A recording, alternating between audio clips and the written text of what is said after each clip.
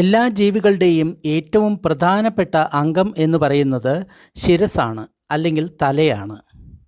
അതിനെ ആശ്രയിച്ചിട്ടാണ് മറ്റെല്ലാ ഇന്ദ്രിയങ്ങളും നിൽക്കുന്നത്. അതുകൊണ്ട് ഇതിനെ ഉത്തമാംഗം എന്ന് വിളിക്കുന്നു. ഈ തലയിൽ അനേക തരത്തിലുള്ള ശിരോരോഗങ്ങൾ ഉണ്ടാകാറുണ്ട്.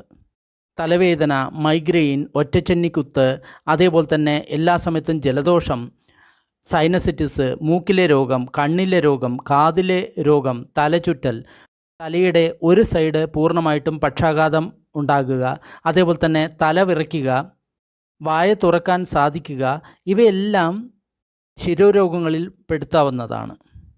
ഈ ശിരോരോഗങ്ങൾ ഉണ്ടാകുന്ന കാരണം എന്താണ് എന്നതിനെ പറ്റിയിട്ടാണ് ഈ വീഡിയോയിൽ പറയുന്നത്. ഈ കാരണം അറിഞ്ഞു കഴിഞ്ഞു കഴിഞ്ഞാൽ, ഈ കാരണത്തെ ഇല്ലാതാക്കി കഴിഞ്ഞു കഴിഞ്ഞാൽ നിങ്ങൾക്ക് തീർച്ചയായിട്ടും ഇതിൽ നിന്ന് രക്ഷപ്പെടാൻ സാധിക്കും. അതുകൂടാതെ രോഗത്തിൻ്റെ കാരണത്തെ അറിഞ്ഞു കഴിഞ്ഞാൽ മാത്രമേ നിങ്ങൾക്ക് അതിൽ നിന്ന് രക്ഷപ്പെടാൻ സാധിക്കുകയുള്ളൂ. അല്ലെങ്കിൽ നിങ്ങൾ എത്ര മരുന്ന് കഴിച്ചിട്ടും ഈ കാരണത്തെ നിങ്ങൾ ഉപേക്ഷിച്ചില്ലെങ്കിൽ നിങ്ങളുടെ രോഗം ഒരിക്കലും മാറില്ല. അതുകൊണ്ടാണ് ഇതിനെ നിദാന പരിവർജനം എന്ന് പറയുന്നത്. അതായത് രോഗത്തിൻ്റെ കാരണത്തെ നമ്മൾ ഉപേക്ഷിക്കണം. മൈഗ്രെയിൻ, തലവേദന, ഒറ്റച്ചന്നിക്കുത്ത്, ഇതിനുള്ള കാരണങ്ങളെ പറ്റിയിട്ടാണ് ആയുർവേദം പറയുന്നത്. അത് ഏതൊക്കെയാണെന്ന് നോക്കാം. മലമൂത്രങ്ങളെ തടയുക എന്നത് പലരുടെയും സ്വഭാവമാണ്. നമ്മൾ യാത്ര ചെയ്യുന്ന സമയത്തും അല്ലെങ്കിൽ ബാക്കിയുള്ള കാരണങ്ങൾ കൊണ്ടും മലമൂത്രങ്ങളെ നമ്മൾ സമയാസമയങ്ങളിൽ തടഞ്ഞു വയ്ക്കുന്നു. അങ്ങനെ ചെയ്യുന്നതുകൊണ്ട് ഈ രോഗങ്ങൾ ഉണ്ടാകുന്നു. രണ്ടാമത്തെ കാരണം എന്ന് പറയുന്നത് പകൽ ഉറങ്ങുക എന്നുള്ളതാണ്. പലർക്കും ഉള്ള ഒരു ദുശ്ശീലമാണ് പകലുറക്കം.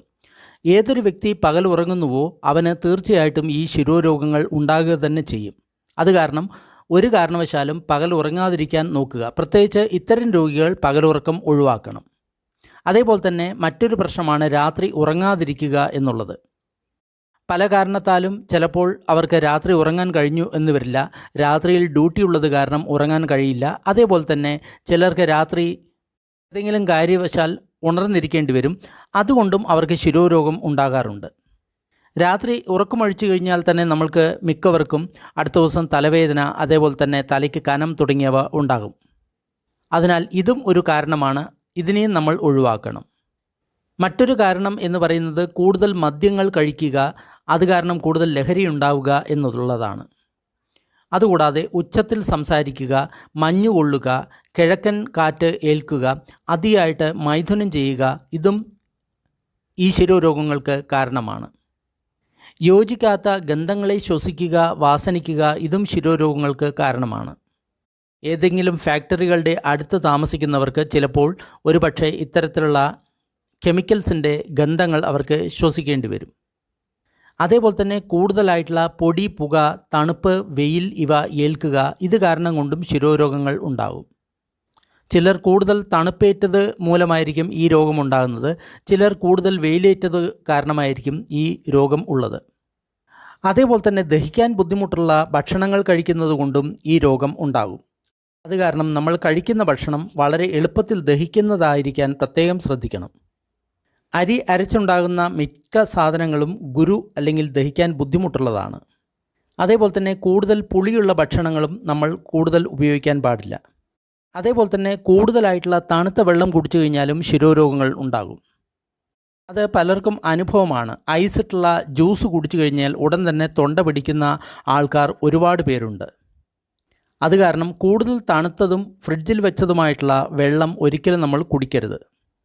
അതുകൂടാതെ തലയ്ക്ക് അടിയേൽക്കുക, തല അധികം ചൂടാകുക, ദുഷിച്ച പച്ചയായിട്ടുള്ള ആഹാരം ശീലിക്കുക, കരയുക, അതേപോലെ തന്നെ കണ്ണുനീർ തടയുക, ഈ സമയത്തും ശിരോരോഗങ്ങൾ ഉണ്ടാകുന്നതാണ്. അതുകൂടാതെ ആകാശത്ത് കാർമേഘം മൂടിയിരിക്കുന്ന സമയത്ത് നമ്മൾക്ക് ഒരു ഡിപ്രഷൻ വരുന്നതാണ്. അതും ശിരോരോഗത്തിന് കാരണമാണ്.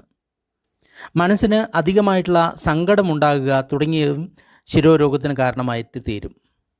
പലർക്കും വീട്ടിലോ അല്ലെങ്കിൽ സമൂഹത്തിലോ ഉണ്ടാകുന്ന പല പ്രശ്നങ്ങളും മൂലം മനസ്സിന് ഒരുപാട് പ്രശ്നങ്ങൾ ഉണ്ടാകും. അതുമൂലവും ശിരോരോഗവും ഉണ്ടാകും. അതുകൂടാതെ പെട്ടെന്ന് സ്ഥലം മാറുന്നത് കൊണ്ട് നമ്മൾക്ക് ഈ പ്രശ്നങ്ങൾ ഉണ്ടാകും. അതുകൂടാതെ ശരിയല്ലാത്ത കാലം മാറിക്കഴിഞ്ഞു കഴിഞ്ഞാലും ഇതേപോലെ തന്നെയുള്ള പ്രശ്നങ്ങൾ ഉണ്ടാകും. ചൂടുള്ള സ്ഥലത്ത് വസിക്കുന്ന ഒരു വ്യക്തി പെട്ടെന്ന് തണുത്ത ഒരു ദേശത്ത് പോയി കഴിഞ്ഞു കഴിഞ്ഞാലും ഇതേപോലെയുള്ള പ്രശ്നങ്ങൾ ഉണ്ടാകും. അതേപോലെ തന്നെ വാതജമായിട്ടുള്ള ശിരോരോഗങ്ങളുടെ ലക്ഷണങ്ങൾ പറയുന്നുണ്ട്. നമ്മൾ ഉച്ചത്തിൽ സംസാരിക്കുക, തീക്ഷ്ണമുള്ള മദ്യങ്ങൾ കുടിക്കുക, രാത്രി ഉറക്കമൊഴിയുക, തണുത്ത കാറ്റേൽക്കുക, അതിയായിട്ട് മൈഥുനം ചെയ്യുക, മലമൂത്രാദികളെ തടഞ്ഞു വയ്ക്കുക, തലയ്ക്ക് അടിയിടി മുതലായവ ഏൽക്കുക, പട്ടിണി കിടക്കുക, കൂടുതലായിട്ട് വമന വിരേചനങ്ങൾ ചെയ്യുക, കരയുക, ദുഃഖിക്കുക, ഭയപ്പെടുക, പേടിക്കുക, ഭാരം ചുമക്കുക, അതിയായി വഴി നടക്കുക, അത്യധികമായി ക്ഷീണിക്കുക. ഇതുമൂലം നമ്മളുടെ വാദം ഒരുപാട് കോപിച്ചുകൊണ്ട് വാദമുള്ള ശിരോരോഗങ്ങൾ ഉണ്ടാകും. അതേപോലെ തന്നെ എരിവ്, പുളി, ഉപ്പ്, ക്ഷാരം, മദ്യം ഇവ അതിയായി ശീലിക്കുന്നത് കൊണ്ട്, അതിയായിട്ടുള്ള ക്രോധം കൊണ്ടും അതിയായിട്ടുള്ള വെയിലും തീയും ഏൽക്കുന്നത് മൂലം തലയിൽ പിത്തം കൊണ്ടുള്ള ശിരോരോഗങ്ങൾ ഉണ്ടാകും. അധികമായിട്ട് സമയം സുഖമായിട്ടിരിക്കുക, ഒന്നും ചെയ്യാതിരിക്കുക, അധിക സമയം സുഖമായിട്ട് ഉറങ്ങുക, ഗുരുത്വമുള്ളതും സ്നിഗ്ധതയുള്ളതും അമിതമായിട്ടുള്ള ഭക്ഷണം കൂടുതലായിട്ട് ഉപയോഗിക്കുക എന്നിവ കാരണം തലയിൽ കഫം കൊണ്ടുള്ള ശിരോരോഗങ്ങൾ ഉണ്ടാകും. പിത്തം കൊണ്ടുണ്ടാകുന്ന ശിരോരോഗത്തിൽ തലയിൽ ചുട്ടുപുകച്ചിലും കുത്തിനോവും ഉണ്ടാകും. കഫം കൊണ്ട് ഉണ്ടാകുന്ന ശിരോരോഗത്തിൽ തലയിൽ അല്പം വേദനയുണ്ടാകും. അതേപോലെ തന്നെ തലയിൽ തരിപ്പ്, സ്തംഭനം, കനം, മടി, ക്ഷീണം, അരുചി ഇവ ഉണ്ടാകും. അതേപോലെ തന്നെ എള്ള്, പാല്, വെല്ലം എന്നിവ അതിയായി ഉപയോഗിക്കുന്നത് കൊണ്ടും തിന്നതിൻ്റെ മീതെ വീണ്ടും തിന്നതുകൊണ്ടും അജീർണം പിടിക്കുന്നതുകൊണ്ടും ദുഷിച്ചു നാറിയവ തിന്നുന്നതുകൊണ്ടും വിരുദ്ധമായിട്ടുള്ള ഭക്ഷണങ്ങളെ തിന്നുന്നതുകൊണ്ടും പലതരത്തിലുള്ള ശിരോരോഗങ്ങൾ ഉണ്ടാകും. ഇവയുടെ കാരണങ്ങൾ അറിഞ്ഞു കഴിഞ്ഞാൽ നമ്മൾക്ക് അതിനെ നിവാരണം ചെയ്യാൻ വളരെ എളുപ്പമാണ്. ഇതിനുള്ള ചികിത്സ തീർച്ചയായിട്ടും ഒരു ഡോക്ടറുടെ നിർദ്ദേശപ്രകാരം വേണം ചെയ്യാൻ. ഇതിൻ്റെ കാരണങ്ങളെ പറ്റിയിട്ടാണ് ഇവിടെ പറഞ്ഞത്. ഈ കാരണങ്ങൾ ഒഴിവാക്കിയാൽ തന്നെ ഈ രോഗങ്ങൾ ഇല്ലാതാകുന്നതാണ്. ഈ കാരണങ്ങൾ നിലനിൽക്കെ തന്നെ എത്ര തന്നെ ട്രീറ്റ്മെൻറ്റ് ചെയ്തിട്ടും ഒരു കാര്യവുമില്ല. അതുകൊണ്ടാണ് മൈഗ്രെയിൻ, തലവേദന പിടിച്ചിട്ടുള്ള രോഗികൾ വർഷങ്ങളോളം ഇത് അനുഭവിക്കുന്നത്. എന്തു മരുന്ന് കഴിച്ചിട്ടും അവർക്ക് മാറുന്നില്ല. കാരണം ഇതിൻ്റെ കാരണങ്ങളെ അവർ ഒരിക്കലും ഉപേക്ഷിക്കുന്നില്ല എന്നുള്ളതാണ്. വന്ന രോഗം മാറാനും രോഗം വരാതിരിക്കാനും വേണ്ടിയിട്ട് ആയുർവേദ, സിദ്ധ, ഹോമിയോ, യുനാനി, പ്രകൃതി ചികിത്സ തുടങ്ങിയ ചികിത്സകളെ സ്വീകരിക്കുക. പാലും പാലുൽപ്പന്നങ്ങളും പരിപൂർണമായിട്ടും വർജിക്കുക. പൂർണ്ണമായിട്ടും സസ്യഭക്ഷണം മാത്രം കഴിക്കുക. ഇങ്ങനെ ചെയ്യുകയാണെങ്കിൽ നിങ്ങളുടെ രോഗങ്ങൾക്ക് വളരെ പെട്ടെന്ന് ശമനമുണ്ടാകുന്നതാണ്.